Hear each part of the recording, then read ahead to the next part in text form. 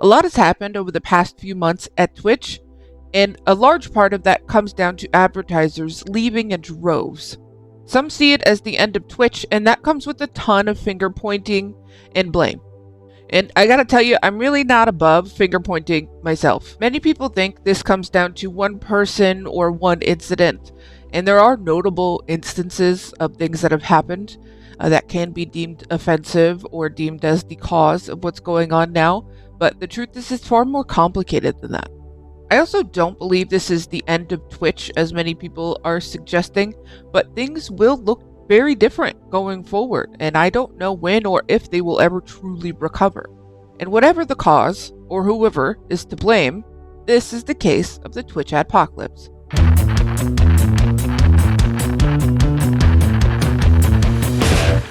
This topic originally came to me via Twitter or X or whatever it is you want to call it because of Faze and Faze adjacent members.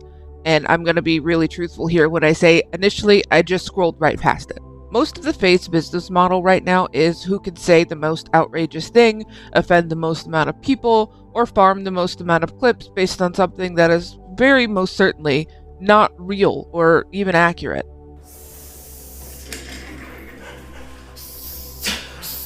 Oh, good look for the sub. Somebody smell like shit! Oh, good look for the sub. Guess what we're bringing back? What? Dub! Oh, good look for the sub. God, we're fucking losers. It's about as far from genuine as you can get, and a far cry from what they've originally done and what made them a household name, and that just being highlight reels, trick shots, and other things in relation directly to gaming. Of course, the clip farm disease is far from just infecting Faze. It's permeated every corner of the internet, even non-gaming spaces at this point.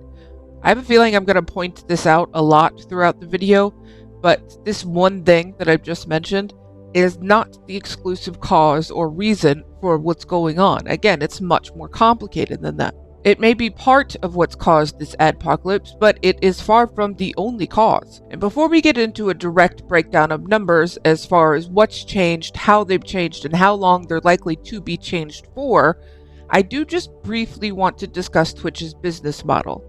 And this is really important just so that we can all understand the true scale of the amount of money that's being filtered out of Twitch at record rates. Twitch essentially has 3 streams of income.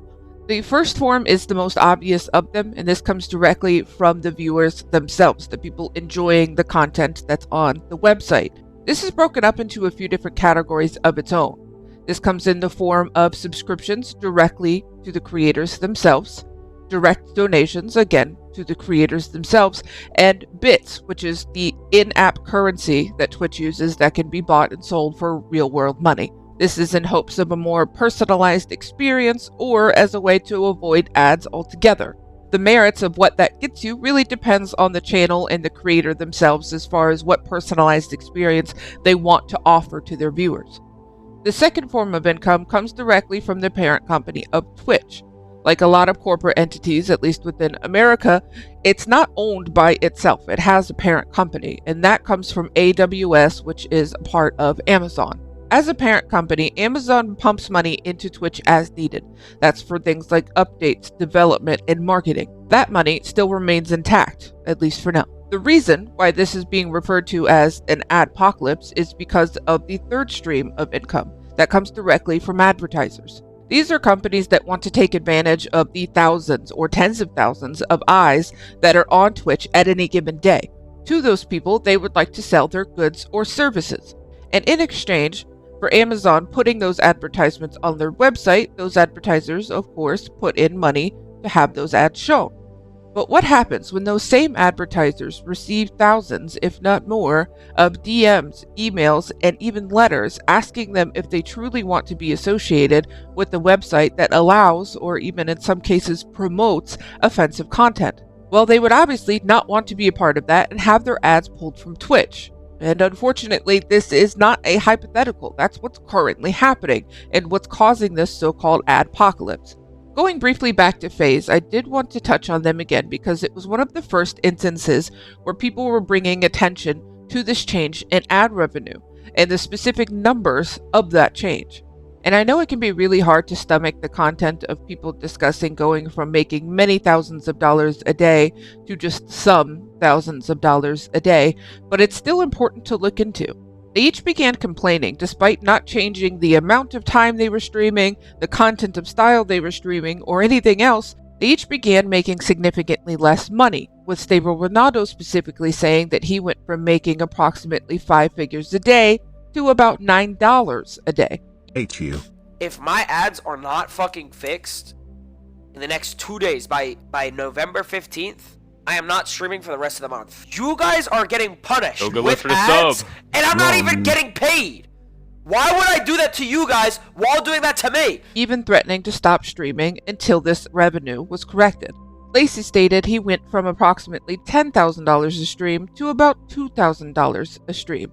And this is strictly just ad revenue, to be super clear. This doesn't include any sponsorships, donations, subscriptions. This is only money coming from running those ads. Outside of my own feelings about these content creators, this is of course a huge difference. I may not like their content, but at the end of the day, it is their business. This is how they make a living. So I understand a huge drop like that being very concerning. But of course, sympathy is really limited in this situation. Immediately after complaining about the drop in revenue, Lacey then stated if he wanted to make about $2,000 a day, he would become a mailman. I'm seeing all these streamers, clips of them talking about their ad revenue and how they're not getting paid from ad revenue here and there. So I go and check my ad revenue. Yeah, I'm not getting ad revenue. I'm not getting the correct ad revenue. The issue with this is I don't even have tags in my name. I don't talk about politics. I don't do anything. And my ad revenue went from $10,000 plus at some points per day to now like $2,000 a day. From someone who was making upwards of 5 figures a day, now only making $2,000 a day off ad revenue, something's wrong. Something's going on where my ad revenue is not correct and it's not what it should be. If I want to make $2,000 a day, I'll go be a fucking mailman. I don't do this for fun. I don't do this. This is my job. I do this to make a living. And although I don't look down on mailmen at all, Lacey very obviously does. Not only does he look down on them, he also vastly overestimates their income. Just in case you were curious, the average mail delivery person makes about $42,000 a year. That breaks down to about $825 a week or $165 a day. This is all before taxes. So while the concern about the drop in revenue is definitely concerning, the people that it's coming from are infuriating to listen to. On the flip side, one of the more clearer examples of the change in revenue from ads from before the adpocalypse to now comes from the creator, The Stock Guy TV. I'll let him explain here. My advertising revenue is down 95%. Let me show you. I'm going to show you because I don't give a shit. I'm transparent. Let me show you guys something. I average about $100 to $200 a day in ad revenue, right? 5 days a week. You're talking about $600-700 a week. You're talking about $2,800 a month, $3,000 a month. I make about $8,000 a month on average, and sometimes $9,000, right? So it's about 40% of my, sometimes 50% of my income. I'm averaging $15. $15 in ad revenue. I'm disabling ads. I can't disable all of them. Nobody can. They automatically run. But I'm just going to stop anything I have because I don't know what's going on. I don't know what's going on. I have no idea. I don't pay attention to shit on my platform. I have nothing to do with it. As he puts it, he is one of the smaller creators and had nothing to do with what caused the adpocalypse, and yet he is amongst the group of people affected the most. This is a guy who talks about stocks and what the current value of the American dollar is. He's not free from political content, as you cannot be truly free from political content when discussing money, but he's certainly not really the problem here. One of the bigger names outside of Faze that has been affected is the controversial streamer Hassan. He has also been demonetized, although it's unclear if he's still currently demonetized. However, Hassan is definitely one of the biggest names that people are pointing to as the cause for this adpocalypse, which begs the question, who did cause it? Or what caused it? Is it the clip farming Faze clan who does their best to one-up each other and impress their hordes of preteen boys? Or is it the fault of creators like Hassan who are so deeply political and liberal that people have accused them of being a terrorist or even promoting terroristic ideals. Maybe it's Asmongold's fault for going on a racist and bigoted rant against the people of Palestine, leading to his own ban from the platform. They have genocide built into Sharia law right now. So no, I'm not going to cry a fucking river when people who have genocide that's baked into their laws are getting genocided. I don't give a fuck. They're terrible people. It's not even a question. It's crazy that people don't see it that way. They're not able to kill as many people as Israel because they don't have as many bombs and as many weapons. But if they did, they'd be doing the same thing. That's it. Just takes enough. That's right. These people are not your allies. They are not the same as us. They come from an inferior culture that is horrible. It kills people for their identity, and it is directly antithetical to everything Western values stand for, and it is an inferior culture in all ways. No, I don't feel bad for them. I don't feel sorry for them. I don't care. I don't support them. Or on the polar opposite side, Frogan, who stated some really controversial things about the people who are in the US military as far as what she would wish for them when they got home. I have no pity at all for any fucking soldiers. I will never have any fucking pity for any fucking soldiers. US military? Who fucking who? I hope you get PTSD. I do, the ones I'm like whatever about the US soldiers are the ones that like acknowledge that like what they did was wrong. They didn't know back then. Whatever. You're a good person in my book. The US military that are like, yeah, like, you know, I did this back then, but now I know it's wrong. Like, I'm changed. Like, fuck imperialism. Fuck this. You don't deserve the PTSD. But like any other motherfucker, you're joining them. You're like, oh my god, I want my fucking Camaro, no student loans. Fuck you. I hope you get PTSD, and I hope you get no health insurance when you get back into fucking America. At this moment, they're all pointing fingers at each other. Hassan points his finger at Asmongold, at least in part. I just want you to understand, by the way, when Asmongold is making threats like this is the result. When you partner up with cynical fucking assholes who just simply want to see the fucking world burn, and they force platforms who are terrified of offending anyone, okay, even if their purpose is utterly and so clearly to troll, platforms that turn around and capitulate and cave against that sort of thing are gonna hurt other content creators, you know? Asmongold blames Hassan. Hassan clearly is like one of the biggest proponents of this. I would say he is the biggest proponent to a lot of the contention around the, you know, quote, adpocalypse. He's the main reason why this is, like, 90% of the examples that are being used are him. Everyone blames Frogan. There are, of course, other fingers being pointed, like Ethan Klein and Ludwig, the latter of which seems to be getting the ire of the entire internet as he bothered to give his opinion at all. Some are blaming Ethan Klein for his Salt of the Earth campaign against Hassan, spending every waking hour attacking and trying to prove that he is like-minded of terrorists. Today, my friends, we are going to play the exciting game here. You at home, play along. We're going to play, is it Twitch or is it a terrorist? Let's take a look here, guys. This very campaign has led to safety concerns for Hassan and the people surrounding him. Their feud deserves its own video, so I will probably leave it there, but they are both definitely being associated with the cause of this adpocalypse. What I will say is that no matter who is being blamed or where fingers are being pointed, they're all wrong.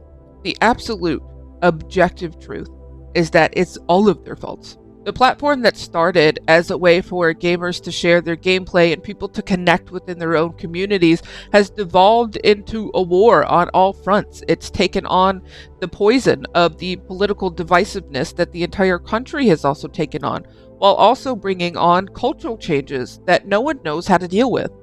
There are some people who are saying that none of these incidents is what caused the adpocalypse because a lot of them happened in October, while the changes to ad revenue weren't seen until November. But if I could ask people to just very briefly use their thinking caps here, please understand that these things work on a month-to-month basis. Advertisements, commercials, they change with the seasons, and oftentimes they change on a month-to-month basis, as does the contracts with these advertisers and Twitch. So something that's happened in October can absolutely be affecting the ad revenue in November. And not every streamer is to blame. A lot of them aren't. Many people are just here to foster their communities and to show whatever their passion is. And those people are amongst the people that are affected the most. Twitch has introduced a whole new set of rules that a lot of people don't know what to do with.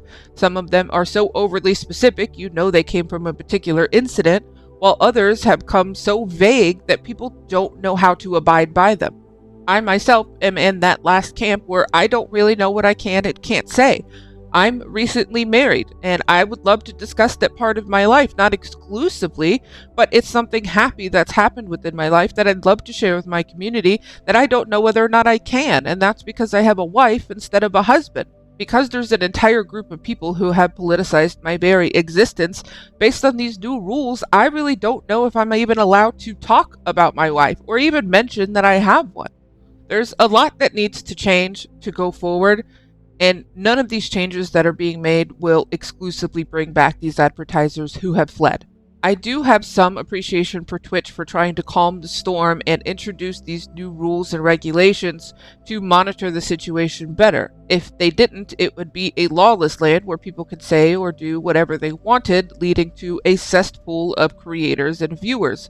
I'm looking directly at you on that one, Kick. But that appreciation is limited, at least for the moment, because these new rules are not really a solution. Trying to please everyone has historically never worked because it pleases no one. Things will take a long time to go back to how they were, if they ever do. And I would love to exclusively blame the content creators I really truly detest, but I can't objectively do that. And that's because they aren't the exclusive problem. It's the fault of the people who said the terrible things. It's the fault of the people who supported those people saying those things. And it's also the fault of the people standing by while the entire platform burned. Everyone is to blame. And that includes myself. I don't really have a solution here. The purpose of this video is not to provide a solution, provide a quick fix, or give an opinion on how Twitch should operate. This is exclusively just to break down some of these changes that have been going on and why it's so important. One form of income for Twitch has already been affected, that being the ad revenue from the advertisers. But with that change, it can also affect the income coming from viewers. If a viewer goes to get on Twitch to watch their favorite content creator who is no longer creating content because they're unhappy with the ad revenue drop, then they're also not going to be getting those donations, those subscriptions, and those bits. That would eliminate a second revenue option. And all Amazon needs to do is to look around to see that 2 out of the 3 of those income streams have been eliminated to know they no longer want to prop up a failing and crumbling app. I'm not saying that any of these things are for sure going to happen. What I am saying is that it's very possible that they will, and everyone needs to be paying attention to that. I genuinely wish that I had some sort of solution or some sort of fix-all that I could apply. I don't have that, and I don't know that anyone does. I'm just here to look into situations that could affect us all or that anyone would find entertaining. I'm Cole. Thank you so much for sticking with me while we dig into this topic and find the Cole truth.